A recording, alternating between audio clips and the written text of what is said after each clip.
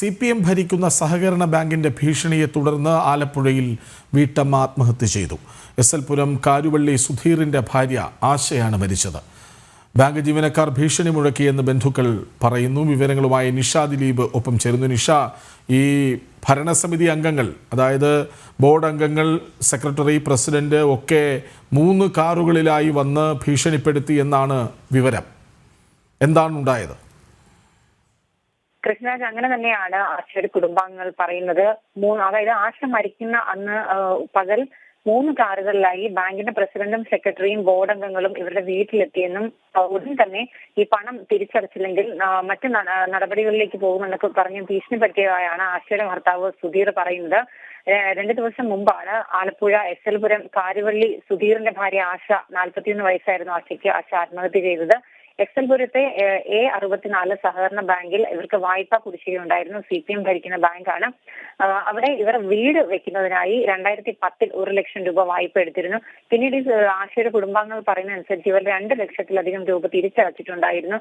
ഇപ്പൊ വായ്പ പുതുക്കുകയും ചെയ്തു എന്നാണ് ആശയുടെ കുടുംബം പറയുന്നത്. പക്ഷേ എങ്കിലും കഴിഞ്ഞ ദിവസം ആശ മരിക്കുന്ന അന്ന് പകൽ ഈ ബാങ്കിലുള്ള ജീവനക്കാരും പ്രസിഡന്റും സെക്രട്ടറിയും അടക്കമുള്ള ആളുകൾ വീട്ടിലെത്തി ഭീഷണിപ്പെടുത്തിയതായി സുധീർ പറയുന്നുണ്ട്. ആ സമയം തന്നെ ഈ ബാങ്ക് ജീവനക്കാർ പോയ സമയത്ത് സുധീർ ജോലിക്ക് പോയിരിക്കുകയായിരുന്നു. സുധീറിന്റെ ഫോണിലേക്ക് ആശ വിളിച്ചിട്ട് ഇങ്ങനെ ബാങ്കിൽ നിന്ന് ആളുകൾ എത്തിയെന്ന് കരച്ചിലോടുകൂടി പറയുന്ന ഒരു സാഹചര്യം ഉണ്ടായിരുന്നു. അങ്ങനെ ഭാര്യ അത് പറഞ്ഞ് കരഞ്ഞതായി സുധീർ പറയുന്നുണ്ട്. ആശ ആലപ്പുഴയിലെ ഒരു സ്വകാര്യ സ്ഥാപനത്തിൽ ജീവനക്കാരിയാണ്. സുധീർ കൂലിപ്പണിക്കാരനാണ്. എങ്കിലും ഇവർ ഈ 2 ലക്ഷത്തിലധികം രൂപ പലിശ അടക്കം ഈ ബാങ്കിന് തിരിച്ചടച്ചിട്ടുണ്ട്. ഈ വായ്പ പുതുക്കി വെക്കുകയും ചെയ്തു. പക്ഷേ എങ്കിലും കഴിഞ്ഞ ദിവസം ഈ ബാങ്ക് അധികൃതർ വീട്ടിലെത്തി ഭീഷണിപ്പെടുത്തുന്ന സാഹചര്യമുണ്ടായി. അതിനെ തുടർന്നുള്ള മനോവിഷമത്തിലാണ്. അല്ല നിഷ, ഈ ഒരു വായ്പ എടുത്തു, ആ വായ്പ പലിശ സഹിതം പൂർണ്ണമായും അടച്ചു തീർത്ത് അല്ലെങ്കിൽ അടച്ച ശേഷം അത് പുതുക്കി എന്നാണല്ലോ. അങ്ങനെ പുതുക്കിയ ശേഷം എന്തിനാണ് വന്ന് ഭീഷണിപ്പെടുത്തുന്നത്?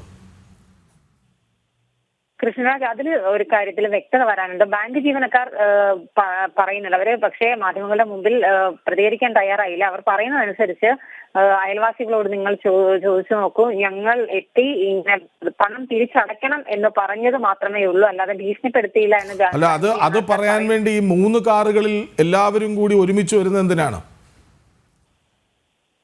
അക്കാര്യങ്ങളിലാണ് കൃഷ്ണരാജിനെയും വ്യക്തത വരാനുള്ളത്. ആശയുടെ കുടുംബം ഇതുവരെ പോലീസിൽ പരാതി നൽകിയിട്ടില്ല. പോലീസിൽ അവർ ഇന്ന് പരാതി നൽകുമെന്നാണ് പറഞ്ഞിട്ടുള്ളത്.